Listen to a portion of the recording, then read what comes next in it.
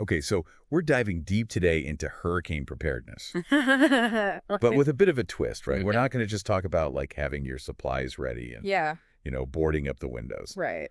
We're going very specific into the first 24 hours Oh, interesting. after a hurricane hit. Okay. And to guide us, we've got a great article Mm-hmm. called What I Wish I'd Known in the First 24 Hours After Hurricane Helene Okay. by Coach Dex, who is the founder of Surviving What's Coming. I see. And he's giving us some insights from his own experiences, which I think is really valuable. Yeah, And there's some real eye-openers in this article. I bet. Yeah. So, yeah, I think it's easy to focus so much on the storm itself, that I kind of forget about that immediate aftermath Absolutely. and all the challenges that can bring. When your normal routines are disrupted and Yeah. your access to resources is limited. Yeah, and I mean, one of the things that Coach Dex points out right off the bat is bottled water.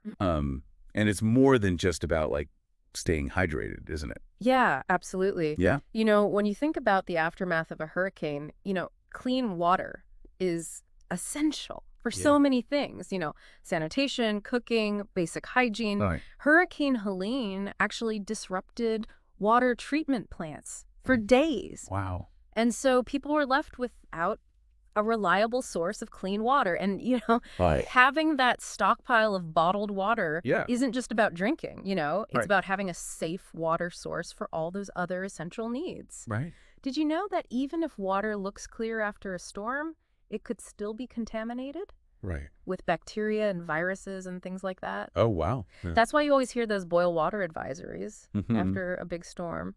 So we're talking a serious dash of water here. Yeah, absolutely. Okay, so we've got the water situation figured out. Mm-hmm. What about food? Well, Coach Dex really emphasizes non-perishable items Mhm. that can provide you with long-lasting energy. Okay. So you're thinking canned goods, Mhm. protein bars, nuts, dried fruit, things that you can grab and eat Right. without needing to cook or refrigerate. Right. Now, of course, if Right. you happen to have a camp stove and some fuel, Mm-hmm. that opens up more possibilities. Right. But even then, remember, safety first. Mm. Always use a camp stove in a well-ventilated area, Right. away from anything flammable, Makes sense, yeah. just to be on the safe side. And that's good advice. Mm-hmm. Okay, speaking of fuel, Coach Dex is really big on having plenty of gas, Oh, yeah. both for your car and any generators you might have. Right. So why is that so crucial? Well, you got to think about it. After a major hurricane, Mm-hmm. gas stations might be closed, Right. damaged, or just completely overwhelmed with the long lines. Right. And you don't want to be stuck with Yeah. an empty tank when you need to get around. Yeah. Or power essential appliances, right? Yeah. Imagine you need to evacuate Mm-hmm. or reach a loved one, Yeah. but you're stranded because you didn't fill up your tank beforehand. Yeah, that's a good point. So it's really important to be proactive about that. It makes you think about your own situation. It does. Right. Yeah. Do I have a generator? How would Yeah. I get around if roads are blocked? Right, exactly. It's definitely food for thought. Absolutely. Okay, here's something that Coach Dex mentions that might seem obvious, Okay. but it's worth repeating. Okay. Keep copies of important documents and some cash on hand. Oh, that's a good one. Yeah. That's so easy to forget in our digital world. Right. But when systems go down, Mhm. we're vulnerable. Right. Imagine ATMs are offline, card readers aren't working. Right. Suddenly, that cash you have stashed away Yeah. becomes incredibly valuable. Yeah. Yeah. And the same goes for physical copies of your ID, Mm-hmm. insurance cards, medical records. If you need to access services or prove your identity, having those documents readily available can be a lifesaver. That's a really good point. It's one of those things that we often overlook, Yeah. but it's so important yeah. to be prepared for those kinds of situations. Okay, so next on the list is light, Okay. flashlights, lanterns, candles, the basics. Right. But what about some tips on getting the most out of those batteries? Oh, yeah. Good point. Or maybe some alternative charging methods. Yeah, absolutely. So even simple things like dimming your phone's screen brightness Okay. can make a huge difference in battery life. Okay, that's a good one. And if you happen to have a solar charger or even a car charger, Right. those can be incredibly useful when the power is out. Yeah. Yeah.